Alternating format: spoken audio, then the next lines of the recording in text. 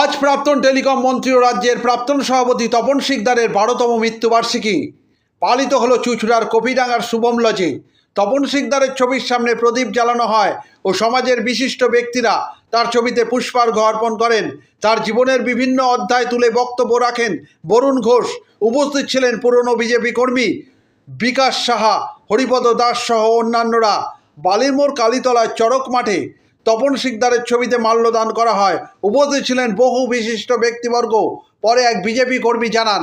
চুঁচুড়া থেকে প্রবীর ঘোষালের রিপোর্ট। আমার পাশে রয়েছে অরিজিৎ, এদিকে রয়েছে বিখ্যাতদা। এনারা দেখেছি নানা সংস্পর্শে ছিলেন, আপনারা হয়তো দেখেন না। আমরা ঈশ্বরের কাছে, আমি ব্যক্তিগতভাবে ঈশ্বরের কাছে প্রার্থনা করব এইরকম লোক আমার বাংলায় বারবার জন্ম নিয়েছে। আমার সঙ্গে আমার বাবা ছেলের সম্পর্ক ছিল। আমার বাড়িতে একটা কালী মন্দির আছে, সেই মন্দিরে উনি 4 বার আসছেন বাৎসরিক পুজো।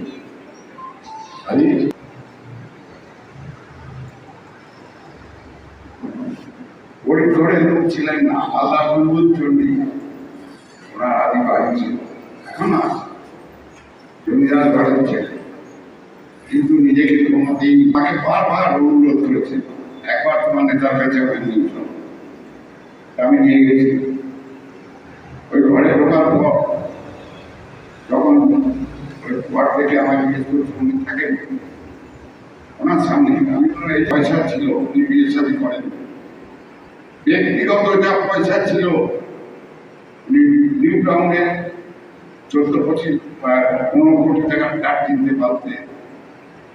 ওনার ভাই ছিল চাঁদু শিকদার, আমার কাছে বহুবার দুঃখ করেছে, দাদা আমরা মালদা থেকে কলকাতায় এসে আমাদের হোটেলে থাকতে হয়, দাদাকে বলুন না আমাদের একটা ফ্ল্যাট কিনতে অনুমতি দিন। আমি ওনাকে বলেছি, বলার পর কি বললো জানেন, বলছে আমি মরে যাওয়ার পর চাঁদুকে বলবে ফ্ল্যাট কিনতে। আমি কেন? বলছে এখন ফ্ল্যাটটা কিনলেই বিরোধী দল বলবে আমি মন্ত্রিত্বে আছি, ওখান থেকে টাকা পয়সা লুটপাট করে।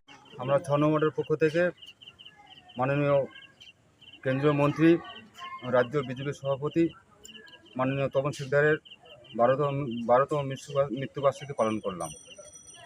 তাই 6 নম্বরের পক্ষ থেকে সকলকে জানাই আন্তরিক অভিনন্দন, শুভেচ্ছা ও ভালোবাসা।